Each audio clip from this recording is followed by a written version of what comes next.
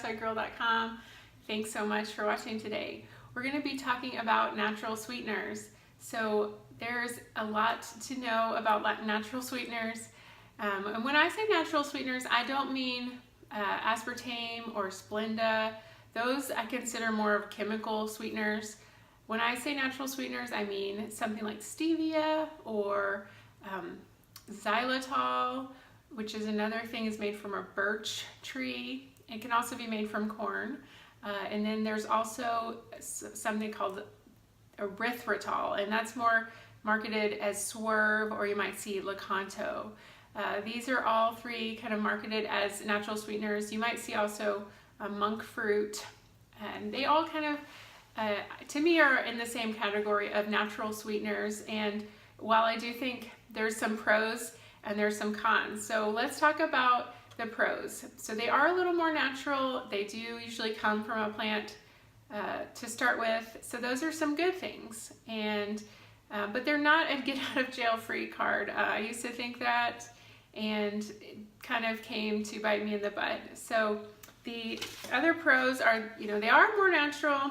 They don't raise your blood sugar. So a lot of people have tested their blood sugar with these and it doesn't raise their blood sugar. I'd say that's pretty individual. Some people it will a little bit, and just the taste of sweetener sometimes makes you want more sweet things, and so that can be a bad thing when you're trying to eat less sugar. If you always are wanting more sugar, then you're going to be wanting that sweet thing, and it's going to be on your mind all the time. So even if it doesn't raise your blood sugar, it can still just create that cycle of wanting more and more sweet things. So those are they're a little less processed maybe than some of the chemicals that we're used to, maybe we grew up with, like Splenda or aspartame. Those that are in Diet Coke. I mean, I know I used to drink about a case of Diet Coke every day. I mean, ridiculous amounts when I was younger, because it had no fat, it had no sugar. But I really think it did have an effect on my health in the long term. So I definitely avoid those for sure. But the more natural ones, I thought it was really just okay for me for a long time. For many, many years, I would say, well, I've already cut this, I've cut gluten, I've cut cut back on dairy, I've cut all this stuff. I just have to have my Stevia. That was kind of my sweetener of choice.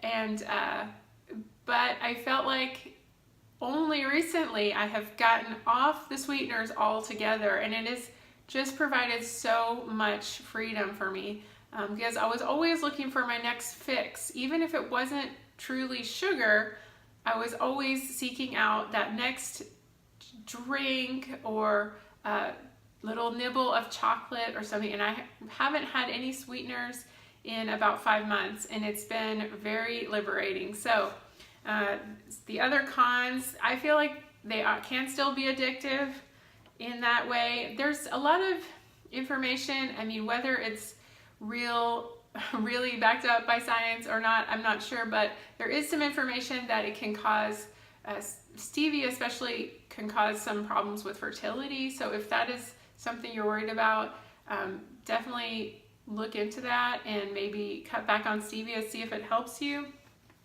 Xylitol, I know, is toxic for dogs. So if you have dogs in your house, you may want to cut the xylitol, keep the xylitol, away from your dogs.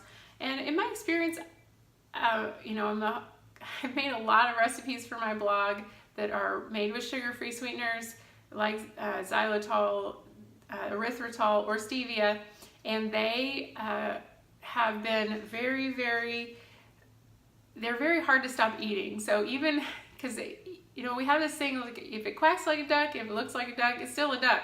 So if my brain sees a brownie, it still wants that brownie, even if it's sugar-free. So I'll still want that whole brownie, that whole muffin, the whole container maybe, because it's just, my brain is wired that way to see that thing as a treat, and so it's hard to stop eating it.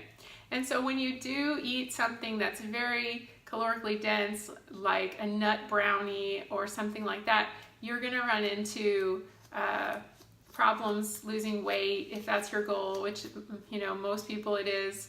And if you are eating a whole tray of brownies, then you're probably not going to be eating other really nutrient-dense foods like wild fish or grass-fed beef, or because it's a lot more exciting to eat that than a fried egg, you know. So that is something if you're eating a whole tray of brownies, you're probably not going to eat the good things that you need to be eating. So that's another issue. And when I did eat those brownies that were so full of nuts and these sweeteners and all this stuff, then guess what happened? They gave me digestive distress. So I just think even if something is quote unquote natural, you can have problems with, especially in large quantities. If it gives you like sharp stomach pains, it's like, what is going on? You know, why is that sweetener the thing that is causing, and maybe it's the nuts too, but it seemed like every single time I would eat a large quantity of the sweetener, then I would want to like take an antacid, which I don't take, but like, why would it cause so much stomach pain, from just some sweetener in a brownie, for example. So that seems like something's rotten in Denmark there with that.